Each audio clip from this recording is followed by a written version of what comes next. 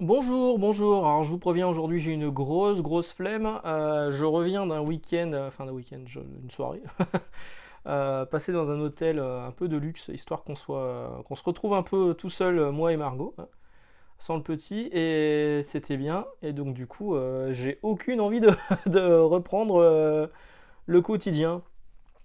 Et le quotidien, ça fait partie, les vidéos font partie du quotidien. Donc voici la vidéo du free talk du dimanche, qui sera peut-être pas assez longue. Là, je vous dis que j'ai quand même la grosse flemme, mais mine de rien, j'ai quand même bougé un petit peu la caméra, histoire qu'on voit un petit peu d'autres éléments du décor. Et je vais enregistrer 3 vidéos d'un coup, hein. Comme ça, on est tranquille pour la semaine prochaine. Alors aujourd'hui, de quoi on va parler? On va parler surtout d'un nouveau podcast qui vient d'arriver. Un podcast qui vient de démarrer au moment où vous voyez cette vidéo, donc dimanche. Le podcast a démarré le vendredi. Ça sera tous les vendredis à 10h47 le matin. Ça s'appelle 10h47, l'heure des comics. C'est réalisé par trois finalistes du Batman Day de l'année dernière. Vous vous souvenez du Batman Day de l'année dernière qui a été organisé par Warner et DC Comics France, où 4 personnes étaient 4 finalistes, 4 ou 5, je sais plus, euh, de toute la France. On se sont retrouvés à Paris avec des coachs influenceurs qui ont découvert Batman genre 15 jours avant l'événement. Coucou Carole. Et qui ont remporté, les influenceurs, plus de cadeaux que les participants. Voilà. Donc on en avait déjà parlé un petit peu l'année dernière, que c'était un petit peu de l'entourloupe. Mais bon, le côté positif, c'est quelqu'un a gagné effectivement un voyage à Los Angeles, et ça c'était cool. Je crois que c'était Los Angeles, je sais plus. Et les autres finalistes ont sympathisé. Et je crois qu'ils étaient 5. Et donc 3 d'entre eux ont décidé, ça fait un an qu'ils continuent à discuter régulièrement, ont décidé de faire un podcast. Alors ils sont tous les 3 très fans de Batman, de faire un podcast qui a donc démarré cette semaine avec 3 épisodes d'un coup. Pourquoi 3 épisodes d'un coup, vous allez me dire? Tout simplement parce qu'ils se trouvaient un peu moumou sur les 2 premiers. Et à partir du troisième, ils ont commencé à trouver leur rythme de croisière. Effectivement, j'ai regardé les 3. Ce qui est bien, c'est que ça dure 20 minutes. Moi, les P de casque qui durent 3 heures, je peux pas. En fait, matériellement, j'ai pas le temps. Mon trajet entre chez moi et le travail, il est trop court pour écouter les podcasts de 3 heures comme ça. Même en plusieurs fois, au bout d'un moment, il y a tellement de trucs que je regarde sur YouTube que je zappe, hein. Donc là, 20 minutes pour moi, c'est parfait. C'est 20 minutes max, donc il y en a 3 d'un coup, ça fait 1 heure. Les calculs sont bons, Kevin. Et effectivement, il y a vraiment une bonne ambiance, ça c'est vraiment très cool. Donc les 3 finalistes, c'est Denis, Red et Benoît, qui sont déjà sur Instagram. Vous avez un compte Instagram aussi, 10h47, l'heure du comics, et les vidéos sont... donc c'est du podcast. Alors moi j'ai toujours j'ai un truc que je comprends pas sur le podcast actuel. C'est-à-dire que moi, quand je faisais les podcasts il y a quelques années sur les shmups, c'était que de l'audio. Et maintenant, tous les podcasts sont en audio et en vidéo. Donc c'est aussi sur YouTube, c'est aussi sur Spotify en version audio. Pour moi, c'est pas du podcast, c'est un peu ce que moi je fais. En fait, ils sont assis devant une caméra et ils discutent en utilisant le logiciel de StreamYard. Et c'est aussi diffusé en version audio. Euh, donc voilà, c'est plutôt cool. Ils parlent de leur analyse, ils parlent de leur coup de cœur, ils parlent de leur coup de gueule, ils parlent de leur dernière lecture. Il y aura des débats, il y aura des quiz. Faut vraiment une bonne ou une sale ambiance, selon. Il y a des invités à venir. Et pourquoi je vous en parle? Alors en fait, non, j'en parle pas parce que j'ai été invité, j'en parlais déjà avant. Quand j'ai. Bah, parce que certains de ces personnages me sont sympathiques. Et donc, du coup, un podcast qui débarque comme ça de nulle part, qui se pose pas directement dès le premier épisode en tant que le podcast de référence, comme d'autres ont pu le faire, et qui sont surtout 3 lecteurs qui ne baignent pas non plus dans l'univers du comics pour leur activité professionnelle. Ce sont vraiment 3 lecteurs bien différents. Denis qui lit des comics depuis quand même beaucoup d'années, Benoît également, et Red qui est un peu plus nouveau. Donc du coup, c'est 3 visions différentes du comics, et ça c'est plutôt intéressant. Et donc ils cherchent à développer ça. Il y aura un épisode toutes les semaines, tous les vendredis 10h47. Pourquoi 10h47? Parce que 10h47, normalement c'est 22h47. C'est l'heure du décès des parents de Bruce, et c'est l'heure aussi qui est mise sur l'horloge dans le manoir Wayne pour accéder à la Batcave. Donc vous voyez déjà, ils cherchent un petit peu les références. Et donc ils cherchent des guests, et moi j'en parlais un petit peu, je les ai partagés sur les réseaux sociaux, tout ça. Et ils sont venus me demander si je pouvais faire un guest sur une émission. J'ai fait avec plaisir.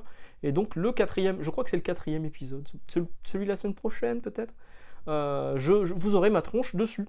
Mais on en reparlera à ce moment-là évidemment. Ça dure une quarantaine de minutes. Enfin, ce qu'on a enregistré va durer à peu près 40-45 minutes. Ça sera raccourci évidemment, ça sera, j'espère, censuré parce qu'il y a quand même des trucs que je sors. Quand j'y repense, je me dis mon Dieu, je vais avoir des problèmes. Donc on en reparlera sans doute la semaine prochaine ou dans 15 jours quand ce sera diffusé, ce sera plutôt cool. Moi, si je peux leur conseiller quelque chose, c'est dans les guests faire venir Alric, qui est là, juste là, qui a dessiné ce magnifique truc. Et puis d'autres, évidemment, les rubriques de G, enfin tous les mecs qui ont des choses à dire et qui sont vraiment intéressants sur YouTube, faites-les venir parce que vraiment c'est cool. Et merci de m'avoir invité, ça c'est vraiment sympa. Donc, 10h47 l'heure du comics, c'est disponible dès maintenant sur YouTube et sur Spotify. Il y a déjà 3 épisodes, je vous laisse découvrir ça et je vous mets les liens dans la description, comme ça vous verrez un petit peu ce que ça donne.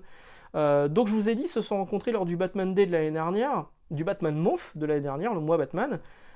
Cette année, on a aussi le Batman Day, il y en a un tous les ans, hein. Donc là, cette année aux US c'est le 16 septembre, en France c'est le 15 septembre, parce que les sorties urbaines c'est toujours le vendredi, donc ce sera le 15 septembre, vendredi 15 septembre en France. Et Amazon, qu'on vienne pas me dire que c'est moi qui lâche l'info, Amazon a lâché carrément la couverture. Je ne sais pas comment ils ont eu la couverture. Ils ont dû l'avoir par Urban, c'est pas possible, parce qu'il n'y a que Urban qui peut partager ce genre de truc. Donc a lâché la couverture du comics exclusif Batman Day, donc le comics exclusif en noir et blanc, que vous pourrez acquérir pour l'achat de je crois que c'est 2 albums Batman, et vous avez un collector Batman Day. C'est toujours un peu compliqué pour les récupérer, parce qu'on est souvent coupé en librairie, on n'a jamais vraiment masse. Donc c'est toujours un peu compliqué. Et donc, Amazon a partagé la couverture, donc on sait que ce sera un récit de Tom King et de Clayman qui mettra en scène Superman et Batman, c'est ce qu'on voit sur la couverture. Donc en faisant une petite recherche rapide, on peut facilement envisager, deviner, après ça reste à Urban de confirmer, hein, après tout c'est à eux de le faire, et pas Amazon, et pas à moi non plus, normalement, hein, maintenant c'est partout sur le net, hein, donc évidemment je ne vais pas m'empêcher d'en parler. À l'intérieur il y aurait Batman 36 et 37, je pense, les épisodes de Tom King et Clayman, que vous retrouvez dans l'album Batman Rebirth numéro 5, qui est ici, et donc ce seront les épisodes, le plein de super, ça s'appelait le plein de super dans ces albums-là, fantastiquement dessiné par Clayman, c'est vraiment hyper beau. Le premier épisode, c'est une aventure classique entre Batman et Superman. Je vous montre l'autre côté. Ah bah tiens. La couverture noir et blanc, c'est donc cette illustration que vous avez là en 4e de couverture. Et cette illustration que vous avez là en première de couverture. Voilà, donc il n'y a pas de secret, ce sera ça. Ce sera ça. Donc la première histoire, c'est vraiment une aventure super héroïque entre Batman et Superman, il se passe un truc. Et le deuxième épisode est plutôt cool. C'est un rendez-vous, un double date entre Batman, Catwoman et Lois Lane, Clark Kent. Mon Dieu, j'ai spoilé avec des pages plutôt sympathiques de Clayman, hein. Donc en noir et blanc, ça sera cool. Je vous rappelle que ça sort le 15 septembre. Vraiment, vraiment c'est sympa et bonne pioche pour cette année, je trouve. Bonne pioche pour cette année, le Batman Day. Donc il y aura 56 pages et c'est effectivement les 2 épisodes. Alors on parlait un petit peu de Urban, on va parler beaucoup d'Urban je pense dans cette vidéo. Urban a sorti cette semaine Justice League Dark. Justice League Dark, ce sont des backups qui étaient dans la Justice League de Bendis, qui restent inédites en France, donc moi ça m'agace un petit peu. Qu'on puisse mettre les backups de Ramvi, parce qu'en fait les épisodes de Justice League classiques de Bendis, vous les aviez là, moi je les ai là en hardcover américain, et en fait dans les floppies vous aviez donc l'épisode de Bendis qui sont pas forcément exceptionnels, hein. Je comprends que ce soit pas édité en France, mais il y a quand même des pages qui sont plutôt cool, et puis surtout ce que je comprends pas c'est qu'on mette les épisodes de Bendis mais qu'on mette les backups de Ramvi, mais qu'on nous propose pas les épisodes de Bendis. Je veux dire, c'est un peu dommage. C'est un peu dommage. Donc les épisodes 59 à 71, les backups, sont dans le Justice League Dark. Donc si vous voulez lire du Justice League actuellement, bah, vous n'avez que ça. Voilà, Justice League Dark, je trouve ça vraiment dommage. Autre sortie chez Urban cette semaine, là on est plus dans le positif, c'est Lazarus. L'intégrale sort 9 numéros, il y aura un intégral à 28 € de 164 pages de Greg Rucka et de Michael Lark, et en même temps ils sortent le tome 8 qui est la suite directe de ce qui se faisait chez Glénat, les épisodes 27 à 28 et Lazarus Horizon 5 et 7, 216 pages pour 21 €, et ils ont respecté. Là, Urban a vraiment fait un beau coup, franchement, c'est bravo. Ils ont respecté la charte graphique de ce qui était chez Glénat. C'est-à-dire qu'en fait, vous avez, est-ce que je peux vous montrer? Bon, vous avez un dos blanc, en fait, un dos blanc comme ça. Hop. Et normalement, c'est écrit, c'est exactement la même charte graphique, sauf qu'en bas, au lieu que ce soit écrit Glénat, bah, vous avez le logo Urban Comics. Et bravo à Urban d'avoir fait ça parce que, bah voilà, moi c'est pas Crunchyroll au niveau des mangas qui te change la maquette complètement du jour au lendemain. Il te propose d'acquérir de façon complètement conne des jaquettes par correspondance. Débile, c'est débile. Donc ça, bravo Urban, c'est vraiment un beau coup sur ce Lazarus. Ça va faire plaisir aux gens qui attendaient la suite de Lazarus, qui a été complètement abandonné chez Glénat. Il n'y a plus de comics de toute façon chez Glénat, c'est terminé. C'est terminé. Il y a peut-être 2-3 trucs indépendants qui vont sortir, mais qui seront labellisés franco-belges. Autre sortie qui a débarqué cette semaine, Batman Nocturne. Alors c'est aussi Ramvi, Aquaman Andromeda. Batman Nocturne, franchement, je le sens pas. Je peux sans doute me tromper. Je sais pas ce que vous en pensez. Si vous l'avez lu, bah, je vous invite à m'en parler en commentaire. C'est Ramvi au scénario. Je trouve que Ramvi, c'est un peu overhypé. C'est sympa, mais il y a des fulgurances, il y a des trucs qui sont cool, comme This Savage Shores chez iComics, qui était vraiment très bien. Mais ce qu'il fait sur les Big Two, je trouve pas ça fou, en fait, Rambi. Mais au dessin, c'est Raphaël Abulquerque, je sais plus comment on le prononce, et je sais plus si c'est vraiment lui, mais en tout cas, au niveau du dessin, normalement, c'est pas dégueulasse. Bon. On verra. Moi, pour l'instant, je suis pas chaud. C'est la série Détective Comics à l'intérieur. Aquaman Andromeda, en tous les cas, moi, je le prendrai pas. C'est un récit complet. J'aime pas du tout le dessin, j'aime pas du tout les couleurs, donc ça, c'est pas du tout pour moi. Le personnage n'est pas vraiment un personnage qui m'attire. Pour moi, Aquaman, ce que j'ai aimé en Aquaman, c'est le run de Geoff Johns, qui était vraiment excellent. Et Subdiego, que j'avais trouvé vraiment très cool aussi, mais qui a une fin complètement bâclée. Ça, c'est vraiment dommage. Et voilà, je crois que c'est à peu près tout ce dont je voulais vous parler au niveau du comics aujourd'hui. Je peux vous parler rapidement. Vous savez qu'il y a Japan Expo qui débarque la semaine prochaine. Si vous voulez croiser Alric, allez à Japan Expo, il aura un stand. Allez lui serrer la paluche pour moi, parce que moi j'y serai pas cette année. L'année dernière, on avait été invité par Glénat pour assister à une espèce de micro-conférence dédiée aux libraires, donc c'était cool, on a eu nos entrées et tout. Cette année, c'est pas le cas. On a essayé de gratter des entrées par d'autres diffuseurs, dont le diffuseur de Panini Comics, qui aurait été très drôle parce que ça aurait voulu dire que Panini Comics m'invitait moi à Japan Expo. Mais c'est pas le cas. Voilà, donc j'y serai pas cette année. J'ai pas envie de payer 20-25 balles mon entrée, j'ai pas envie de payer 25 balles mon parking, j'ai pas envie de payer 30 balles aller-retour, même plus que ça maintenant, mon péage, j'ai pas envie de payer les 100 jeux. C'est une journée qui va vous coûter au minimum 60 €. Pour aller voir des potes, ok. J'ai un pote que je vois tous les ans, tous les ans, que je vois à chaque fois que je vais à Japan Expo, il est là, Rémi, je te salue. Alric, que je l'ai rencontré l'année dernière, c'était la première fois qu'on se rencontrait de visu, en vrai.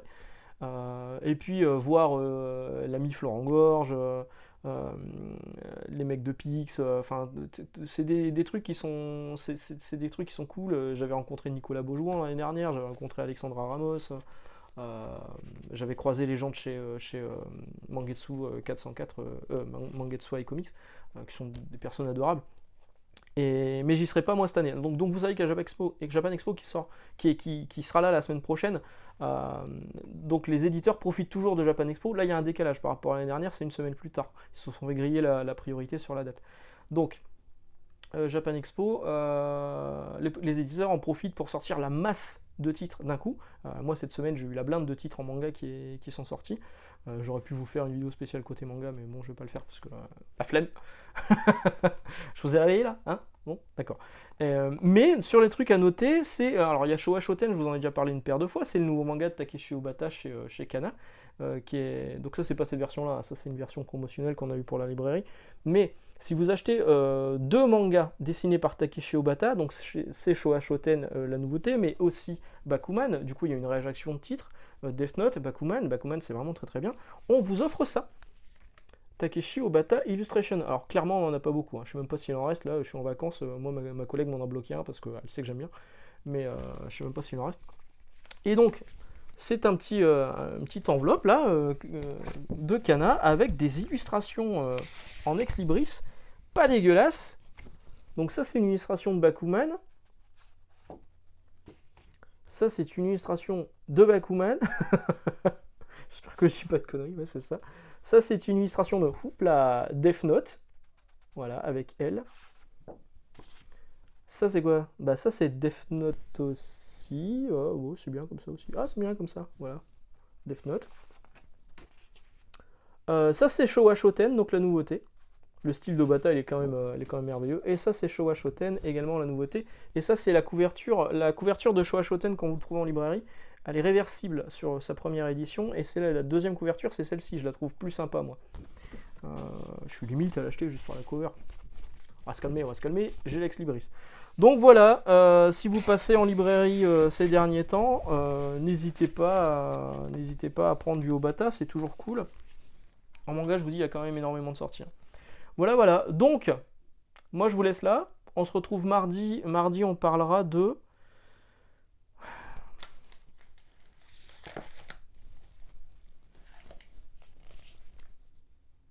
Et c'est pas fameux. Et jeudi, on parlera de... Et ça, c'est fameux. Excellente journée, excellente lecture. Encore une fois, rendez-vous sur le podcast 10h47 l'heure des comics. Et puis, bah, à bientôt. Ciao.